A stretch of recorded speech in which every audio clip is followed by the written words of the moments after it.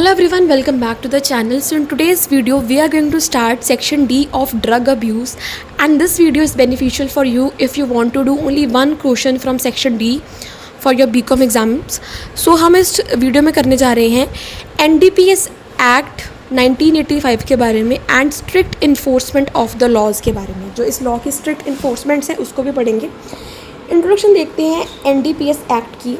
NDPS act की full form है narcotic drugs and psychotropic substances act 1985। You have to write it out. Narcotic drugs and psychotropic substances act इसकी full form है।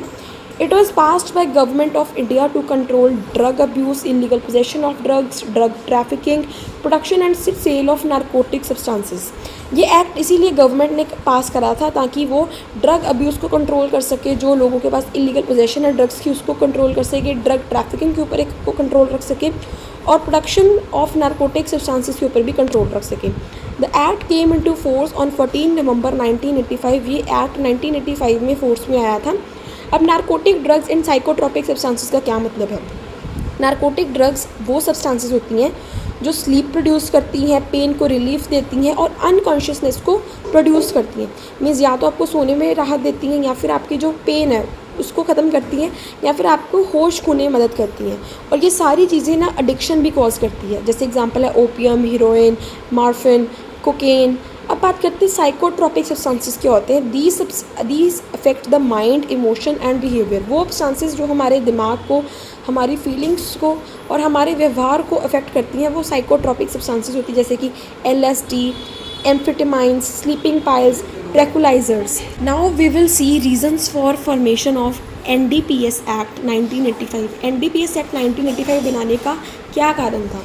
The NDPS Act was formed because drug abuse became a serious social and national problem. NDPS act बनाना इसलिए ज़रूरी था क्योंकि drug abuse अब एक पूरे नेशन की और पूरी सोसाइटी की एक बहुत ही सीरियस प्रॉब्लम बन गई थी। इसके कुछ कारण हैं, जैसे कि इंक्रीज़ इन ड्रग एडिक्शन। हमारा यूथ बहुत ज़्यादा मात्रा में ड्रग्स यूज़ करने लग गया था। Risk in drug trafficking, illegal trade off drugs increase rapidly. जो ड्रग का इलीगल ट्रेड है वो भी बढ़ गया था क्योंकि यूज़र्स बढ़ गए हैं। But obvious threat to public health, drug abuse cause physical and mental diseases. अब जो ड्रग अब्यूज़ है ना वो फिज़िकल डिसीजेज़, चाहे वो HIV हो, एड्स हो, और मेंटल डिसीजेज़ जैसे कि एंग्जाइटी, डिप्रेशन, सभी का कारण बन गया था। इंक्रीज़ इन क्राइम, जो ड्रग एडिक्शन है उससे थेफ्ट बहुत ज़्यादा बढ़ रहा था। लोग ड्रग्स बाय करने के लिए चोरी के ऊपर रिलाई कर रहे थे। वायलेंस बढ़ गई थी, स्मगलिंग बहुत ज़्यादा हो रही थी और टेररिज्म फंडिंग। जब हम किसी एनिमी कंट्री से ड्रग्स लेते हैं इलीगल फॉर्म में तो बट ऑब्वियस उस एनिमी कंट्री के टेररिस्ट लोग ही हमें ड्रग्स बेच रहे हैं, तो टेररिज्म फंडिंग कर रहे थे एक तरीके से। इंटरनेशनल ऑब्लिगेशन, अब इंडिया ने ना इंटरनेशनल कन्वेंशन साइन करा था जो किसके साथ रिलेटेड था? Control of narcotic drugs. अब इंटरनेशनल कन्वेंशन में नारकोटिक ड्रग्स को कंट्रोल करने की बात थी, इंडिया ने साइन करा था, इसलिए इंडिया को एक एक्ट भी बनाना पड़ा क्योंकि पुराने एक्ट काफ़ी वीक थे। Earlier acts were insufficient and lacked strict punishment. वहाँ पर स्ट्रिक्ट पनिशमेंट्स नहीं अवेलेबल थी, इस वजह से एक्ट बनाना पड़ा। अब क्या ऑब्जेक्टिव्स हैं NDPS एक्ट 1985 के?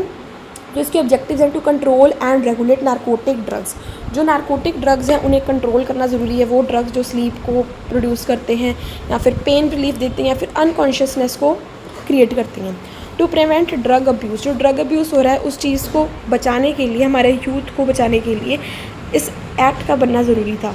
टू स्टॉप इलीगल ट्रैफिकिंग, जो इलीगल ट्रैफिकिंग हो रही थी ड्रग्स की उसके ऊपर एक रोक लगानी ज़रूरी थी। टू प्रोवाइड स्ट्रिक्ट पनिशमेंट, जो ड्रग अब्यूज़र्स हैं या फिर जो ड्रग ट्रैफिकिंग कर रहे हैं, जो इलीगल सप्लाई कर रहे हैं, स्मगलिंग कर रहे हैं, उनको पनिश करना भी एक ज़रूरी काम था, इसीलिए ये एक्ट बना। To protect society and youth, हमारी सोसाइटी को और हमारे यूथ को बचाने के लिए भी इस एक्ट का होना बहुत ही ज़्यादा ज़रूरी था। To ensure medical use only where necessary, यहाँ पे मेडिकल यूज़ को इंश्योर करना था कि जो ड्रग्स हैं जैसे नारकोटिक सब्सटेंसेस जो हैं वो सिर्फ तभी यूज़ करना चाहिए जब मेडिकल रिक्वायरमेंट पड़े। बेफालतू के यूज़ में नहीं लाना चाहिए, चाहे वो आप एस्केप करना चाहते हो या फिर आप रिलीफ चाहते हो, रिलैक्सेशन चाहते हो। अब मेन फीचर्स क्या हैं या फिर प्रोविजंस क्या हैं NDPS एक्ट 1985 के? बहुत इंपॉर्टेंट है ये क्वेश्चन। पहला इसका फीचर है प्रोहिबिशन ऑन सर्टेन एक्टिविटीज़। कुछ एक्टिविटीज़ के ऊपर ये रोक लगाता है, जैसे production, manufacture, possession, sale, purchase, transfer, import, export, consumption of drugs.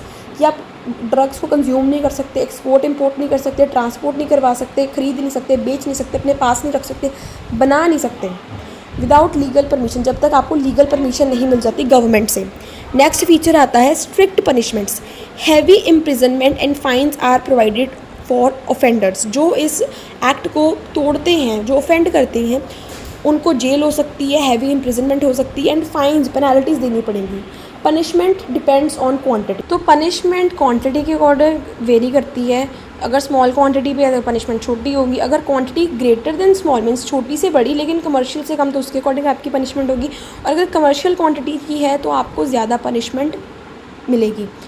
So special courts are establish for speedy trials. तो जो चीज़ें ड्रग अब्यूज़ के साथ रिलेटेड जो केस हैं उनके लिए स्पेशल कोर्ट्स भी क्रिएट करेंगे सो दैट स्पीडी ट्रायल जल्दी से जल्दी इनका रिजल्ट निकल आए। Next we have power to police and officers कि पुलिस और ऑफिसर्स के पास क्या पावर है। Authorised officers can search, seize, arrest offenders without warrant in certain situations.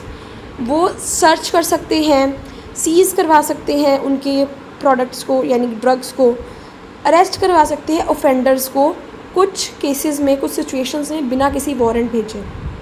तो ये भी अथॉरिटी मिली है ऑफिसर्स को। We have property confiscation.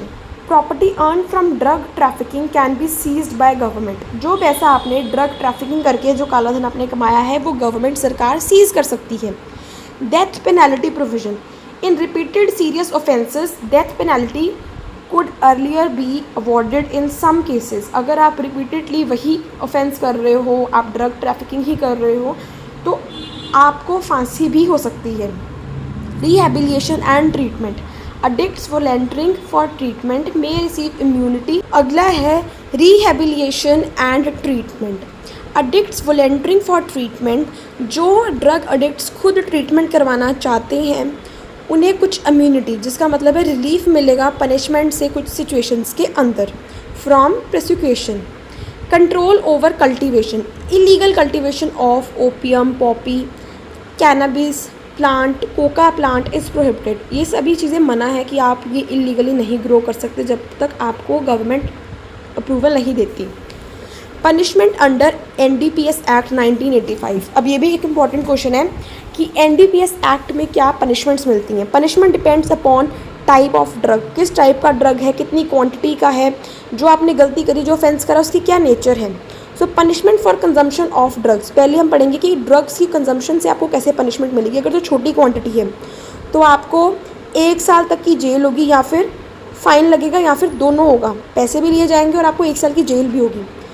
दूसरा है पोजेशन, सेल, परचेज, ट्रांसपोर्ट। या तो अपने पास गुड्स रखे इलीगली, या फिर आपने बेचे हैं, या फिर खरीदे हैं, या फिर ट्रांसपोर्ट करवाया गुड्स का। सो अगर तो छोटी क्वांटिटी का है, rigorous imprisonment up to 1 year. आपको इम्प्रिजनमेंट होगी 1 ईयर की एंड 10,000 तक का फ़ाइन होगा।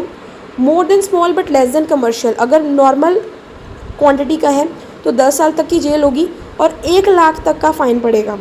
कमर्शियल क्वांटिटी का है तो इम्प्रिजनमेंट होगी 10 से 20 सालों की और 1 से 2 लाख या फिर उससे ज़्यादा का फ़ाइन होगा। अब देखते हैं ड्रग ट्रैफिकिंग में क्या होगा। Very severe punishment including long imprisonment. बहुत सिवियर पनिशमेंट मिलती है जैसे कि लंबे समय की जेल या फिर बहुत ज़्यादा फ़ाइन्स चार्ज करने पड़ते हैं। Financing illegal traffic. Any person financing drug trafficking. कोई भी इंसान जो ड्रग की सेल परचेज करवाने में पैसा लगा रहा है वो भी पनिशेबल है। Repeat offenders. Strict punishment is given to repeated offences. So जो इंसान ऑफेंडर्स रिपीटेडली एक ही गलती कर रहे हैं ड्रग के साथ रिलेटेड, उन्हें ज़्यादा बड़ी पनिशमेंट मिलेगी।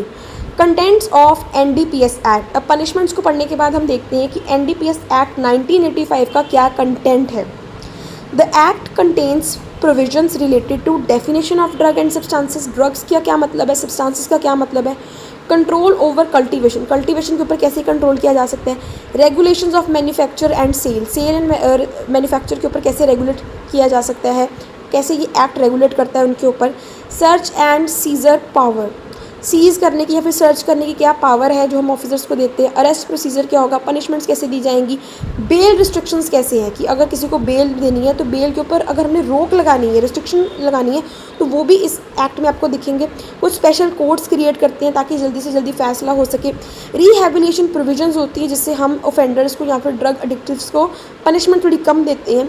प्रॉपर्टी फोरफीचर या फिर प्रॉपर्टी फोरफीट करवा लेते हैं। इसका मतलब ये है कि गवर्नमेंट ऑफेंडर्स की प्रॉपर्टी जब्त कर लेती है। अब क्या रोल है लेजिस्लेशन का in curbing drug abuse? Drug abuse को कर्ब करने में क्या रोल है हमारी लेजिस्लेशन का? इसमें हम पढ़ेंगे हमारी सरकार, हमारी पार्लियामेंट का क्या रोल है ड्रग अब्यूज़ को कंट्रोल या फिर रिड्यूस करने में।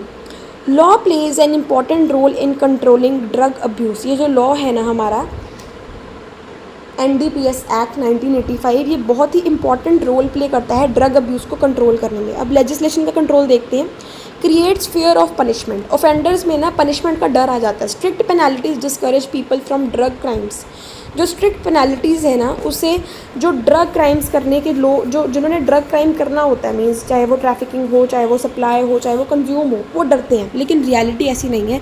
रियलिटी में वो किसी ना किसी तरीके से ये सारे काम कर लेते हैं।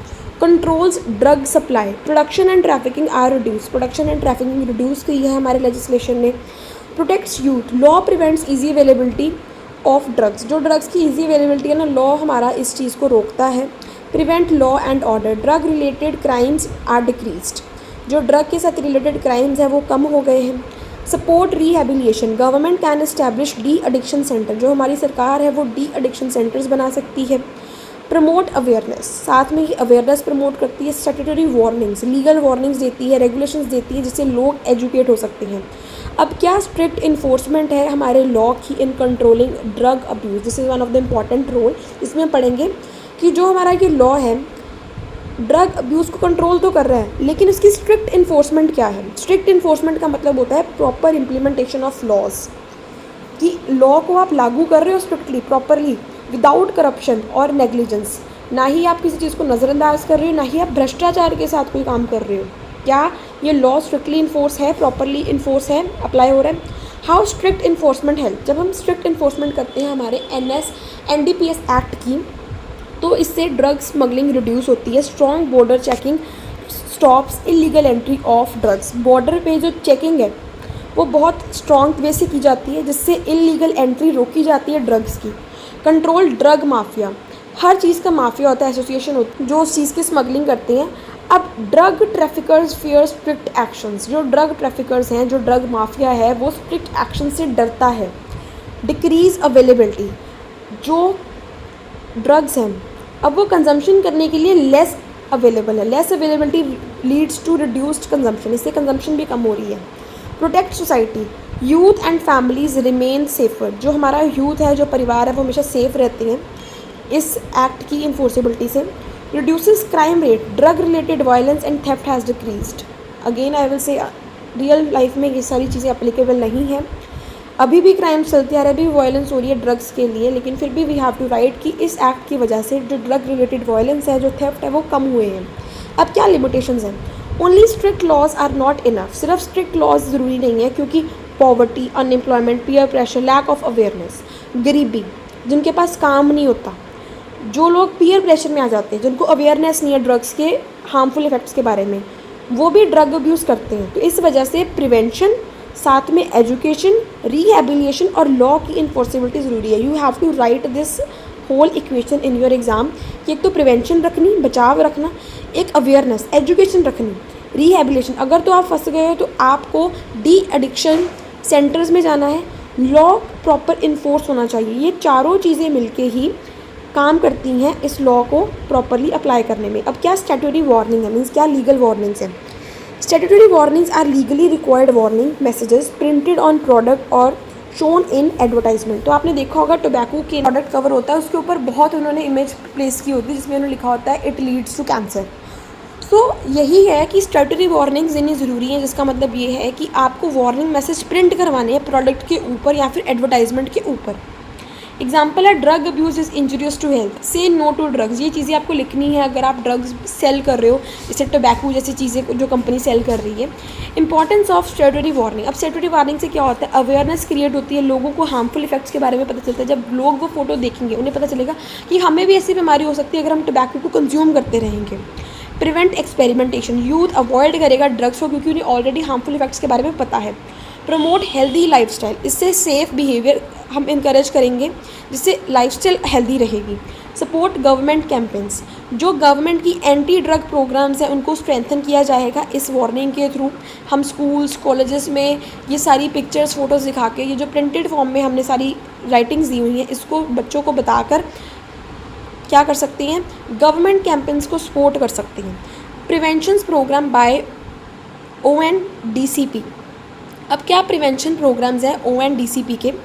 अब ONDCP की फुल फॉर्म है office of national drug control policy. Office of national drug control policy, it works for drug prevention and awareness. ये ड्रग्स की प्रिवेंशन के मीन्स उनको प्रिवेंट करना और उनके बारे में जागरूकता पहुंचाने में मदद करता है। मेन प्रिवेंशन प्रोग्राम क्या है, स्कूल बेस्ड प्रोग्राम्स, जो मैंने आपको example the. When I was in school, हमारे स्कूल में भी पुलिस ऑफिसर्स आए थे who made us aware about the harmful effects of each and every type of drug. So drug education schools and colleges में देनी ज़रूरी है। Community prevention programs, awareness camps and public camps। जो awareness camps हैं या फिर जो public campaigns हैं उससे हम पूरी कम्युनिटी को प्रिवेंट कर सकते हैं ड्रग अब्यूज़ करने से। मीडिया कैंपेन्स, हम टीवी रेडियो सोशल मीडिया को यूज़ कर सकते हैं से नो टू ड्रग जैसी चीज़ें बढ़ा चढ़ा कर बताने में, कि बच्चों को पता चले, यूथ को पता चले, सभी को पता चले, हर टाइप एज ग्रुप के इंसान को, कि drug is harm injurious to health. Family based prevention, parents are educated to guide children properly. Parents को एजुकेट करना ज़रूरी है कि वो अपने किड्स को प्रॉपरली गाइड करें कि क्या आपके लिए सही है, क्या आपके लिए नहीं सी। If someone is doing so in your society, so आपको खुद को चीज़ से प्रिवेंट करके रखना है और उससे भी उस चीज़ से बाहर निकालने की कोशिश करनी है। Early intervention program, identification of at risk youth, जो यूथ रिस्क में है उसको आइडेंटिफाई करने में ये मदद करता है। Treatment and rehabilitation, helping addicts recover and return to society. हम जो एडिक्ट्स हैं उनको ठीक करवा सकते हैं, उनको रिकवर करवा सकते हैं और वापस सोसाइटी को एक यूथ प्रोवाइड कर सकते हैं। जो हमारी वर्क फोर्स है जो लूज़ हमने की थी, हम वापस अपनी सोसाइटी को वो दे सकते हैं। Minimum standards of services in India for drug prevention. अब इंडिया के अंदर कितने मिनिमम स्टैंडर्ड्स हैं सर्विसेज के ड्रग प्रिवेंशन के साथ related. These standards ensure proper prevention and treatment facility. ये जो स्टैंडर्ड्स हैं ना, ये प्रॉपर प्रिवेंशन, प्रॉपर रोक लगाती हैं और ट्रीटमेंट फैसिलिटी प्रोवाइड कराते हैं। मेन स्टैंडर्ड्स है क्वालिफाइड स्टाफ, जो डॉक्टर्स हैं, जो काउंसलर्स हैं या फिर जो साइकोलॉजिस्ट है वो ट्रेंड होने चाहिए। Awareness programs, regular anti drug campaign should be conducted. Anti drug camps लगाने चाहिए अवेयरनेस पहुंचाने के लिए। Counselling services, mental and emotional support should be available. सभी को mental and emotional support provide की जानी चाहिए काउंसलिंग सर्विसेज के थ्रू। Rehabilitation facility, de addiction and rehabilitation centre should function properly. जो डी एडिक्शन और रिहैबिलिटेशन सेंटर्स हैं उन्हें प्रॉपरली फंक्शन करना चाहिए। कॉन्फिडेंशियलिटी, जो पेशेंट्स हैं उनकी इन्फॉर्मेशन को, प्राइवेट इन्फॉर्मेशन को हमें डिस्क्लोज नहीं करना चाहिए। Patient information must remain private. Community participation, society should actively support prevention efforts. हमारी सोसाइटी को एक्टिवली सभी प्रिवेंशन एफर्ट्स को सपोर्ट करना चाहिए जिससे हम पूरी सोसाइटी से ड्रग अब्यूज़ को हटा सकें। अब हम देखेंगे principles for prevention of drug abuse by NIDA, NIDA. क्या प्रिंसिपल्स हैं प्रिवेंशन के ड्रग अब्यूज़ के साथ related by NIDA. The full form of NIDA is National Institute of drug abuse. NIDA published scientific principles for prevention of drug abuse. NIDA ने scientific principles publish करे थे drug abuse के preventions के लिए। उनके main principles हैं prevention programs should enhance protective factors. जो prevention programs हैं ना, जो रोक लगाने वाले प्रोग्राम्स हैं, उन्हें प्रोटेक्टिव फैक्टर्स को इन्हांस करना पड़ेगा। मीन्स कैसे हम खुद को प्रोटेक्ट कर सकते हैं उन चीज़ों के ऊपर फोकस करना पड़ेगा, जैसे फैमिली सपोर्ट देना, एजुकेट करना, एजुकेशन देना, गुड इन्वायरमेंट में रखना। रिड्यूस रिस्क फैक्टर्स, रिस्क जैसे कि पीयर प्रेशर, स्ट्रेस, अनएम्प्लॉयमेंट, इनको कम करना सो दैट ड्रग अब्यूज़ की पॉसिबिलिटी ही ना हो। Early prevention is better. Prevention अगर यंग एज में ही कर ली जाए तो वो बहुत ही ज़्यादा इफेक्टिव काम करेगी। Community involvement is necessary. Schools हो गए, पेरेंट्स हो गए, सोसाइटीज़ होगी, इनको मिलकर काम करना चाहिए ड्रग अब्यूज़ के लिए। Programs should be research based, जो हमारे प्रोग्राम्स हैं उनमें रिसर्च बेस्ड डाटा लिखना चाहिए। Scientific method should be used, जो साइंटिफिक मेथड्स दिए गए हैं उन्हें यूज़ करना चाहिए। Prevention should continue long term, जो प्रिवेंशन है उसको लंबे समय तक चलाना चाहिए। रेगुलर अवेयरनेस इसलिए ज़रूरी है ताकि ये प्रिवेंशन लंबे समय तक चलती है। अब नेक्स्ट हम देख रहे हैं different legislation passed by government of India for management and prevention of drug abuse. अब क्या क्या डिफरेंट लेजिस्लेशंस हमारे गवर्नमेंट ऑफ इंडिया ने पास करी है ड्रग अब्यूज़ को मैनेज एंड प्रिवेंट करने के लिए। तो एक तो हो गया NDPS एक्ट, ये लॉ रिलेटेड है नारकोटिक ड्रग्स को कंट्रोल करने के लिए। फिर है ड्रग्स एंड कॉस्मेटिक एक्ट 1940, ये मेडिसिन्स के सेल एंड मैन्युफैक्चर को रेगुलेट करता है। Cigarette and other tobacco product act COTPA 2003, ये टबैको प्रोडक्ट्स को कंट्रोल करता है और उनकी एडवर्टाइजमेंट को कंट्रोल करता है। फिर है juvenile justice act, protect children from drug abuse and exploitation, जो हमारे चिल्ड्रन हैं उनको ड्रग अब्यूज़ से और एक्सप्लॉयटेशन से ये एक्ट बचाता है। मेजर व्हीकल एक्ट, ये सभी ड्राइविंग पनिशमेंट देता है जो ड्रग्स या फिर अल्कोहल से हुई होती हैं। कंक्लूजन ये है drug abuse is a serious threat to individuals, families and nation. जो ड्रग अब्यूज़ है वो बहुत ही सीरियस थ्रेट है इंडिविजुअल्स के लिए, फैमिलीज़ के लिए और नेशन के लिए। The NDPS act 1985 is an important law that helps in controlling drug trafficking, possession and abuse through strict punishment and regulations. इस एक्ट में हमें स्ट्रिक्ट पनिशमेंट्स और रेगुलेशंस मिलती हैं ड्रग की ट्रैफिकिंग के साथ रिलेटेड, पोजेशन के साथ रिलेटेड या फिर अब्यूज़ के साथ यानी कंजम्पशन के साथ related. However law alone can't solve the problem, सिर्फ लॉ हमने बना लिया प्रॉब्लम नहीं सॉल्व होने वाली। Awareness, education, rehabilitation, family support, community participation are equally necessary for creating a drug-free society. Awareness, education, rehabilitation, family support और community की participation की इक्वल ज़रूरत है हमें एक ड्रग फ्री सोसाइटी बनाने के लिए। आई कैन अंडरस्टैंड इस चैप्टर में हमने बहुत सारे टॉपिक्स पढ़े हैं। I will prepare another video जिसमें हम सिर्फ इंपॉर्टेंट टॉपिक्स ही पढ़ें and it will be a short version of this chapter. Till then don't forget to like, share and subscribe. Thank you for watching.